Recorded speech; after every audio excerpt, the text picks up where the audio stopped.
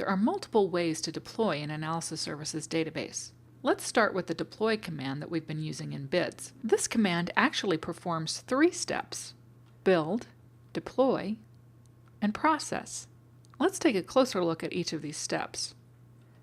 The build bundles together all of the database object definitions: the DS file, the DSV file, the cube file, the DIM files, and also the supporting files that we don't normally see in Solution Explorer, the database file and the partitions file, and consolidates all of these files into one giant XML file with an AS database extension.